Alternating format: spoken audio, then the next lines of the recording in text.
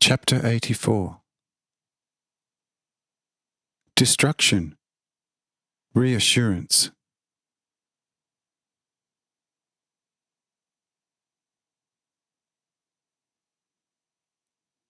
Thereupon Enoch turned to the blazing cave, held up his right hand, and spoke with a powerful voice.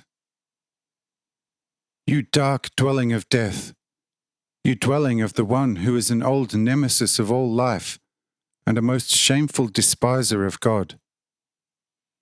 You gruesome visible gate that leads down to the abyss of abysses, naturally and spiritually.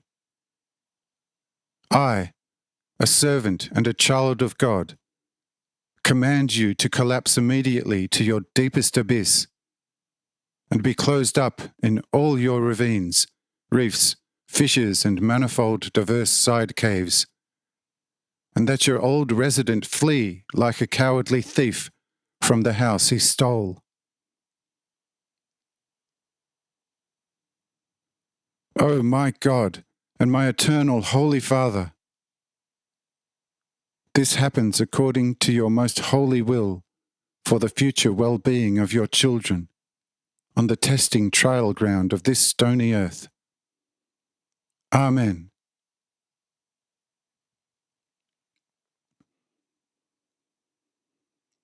When Enoch uttered these words of power, the blazing cave collapsed at once under the most terrible thunder and banging in smoking rubble.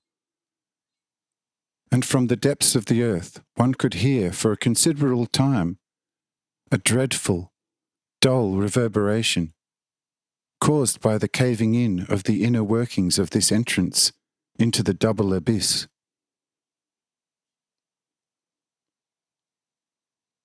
On the whole earth there was no point where the great effect of this collapse could not have been noticed,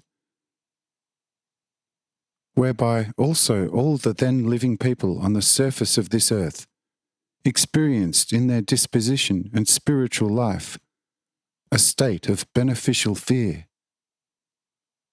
For only a few wise men knew what this meant and where it originated.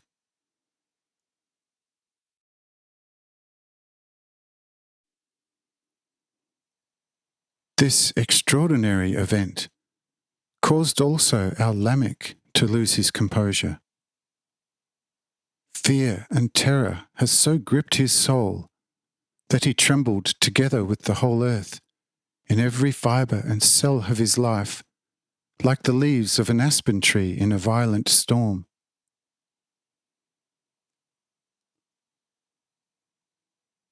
But also all the other companions of Lamech, except for Lamech of the Heights, despite their great bravery, began to feel quite strange at the sight of this horrific scene, so that no one had the courage to engage with the now too powerful appearing Enoch in a conversation.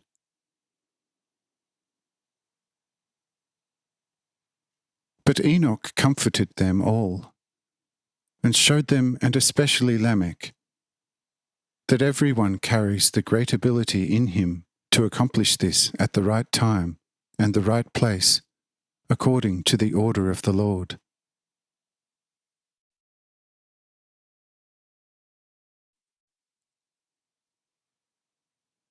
After this explanation, all recovered again, and since a mighty wind started to blow which quickly swept away the rising vapours of the collapsed site, and Lamech could now see the vast, free, solid place, he was happy and cheerful again, and praised and glorified God that he had given such power to man.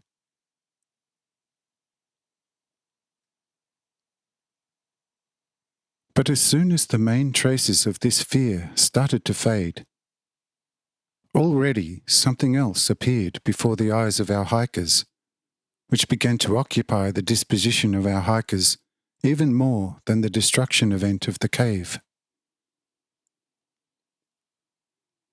It was the most defiant appearance of Satan in a ferocious form soon afterwards.